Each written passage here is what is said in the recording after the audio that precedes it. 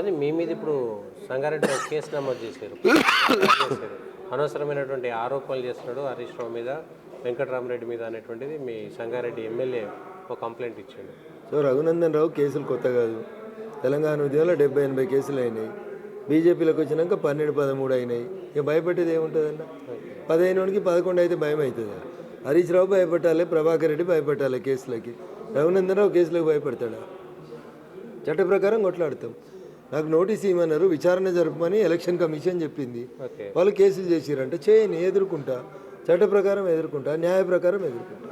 కానీ వెంకటరామరెడ్డి అనేటువంటి ఒక బలమైనటువంటి అభ్యర్థి మెదక్ రావడంతో కొంత భయపడి ఇట్లాంటి ఆరోపణలు, సత్యదూరమైనటువంటి అసత్యమైనటువంటి ఆరోపణలు చేసి లబ్ధి పొందాలనేటువంటి ప్రయత్నం చేస్తున్నారనే దానికి ఏం చెప్తారు? మా మెదక్ జిల్లాలో ఉన్నటువంటి తెలంగాణ ఉద్యమకారులు, బీఆర్ఎస్ పార్టీ నాయకులు అందరూ కూడా ఆలోచిస్తున్నారు. ఇవాళ మెదక్ జిల్లాలో రఘునందన్ రావు మీద పోటీ చేసేందుకు బీఆర్ఎస్ పార్టీకి కనీసం ఒక క్యాండిడేట్ లభిస్తలేడా?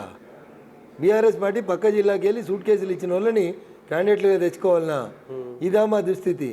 14 ఏళ్ళ తెలంగాణ ఉద్యమం తర్వాత, 10 ఏళ్ళ టీఆర్ఎస్ చంద్రశేఖరరావు పాలన తర్వాత తెలంగాణ ఉద్యమం పుట్టిన మెదక్ గడ్డ మీద బీఆర్ఎస్కి వెళ్ళి పోటీ చేసేందుకు క్యాండిడేట్ లేరు. ఇక ఆయన చూసి నేను భయపెట్టాలి. ఇది పరిస్థితి.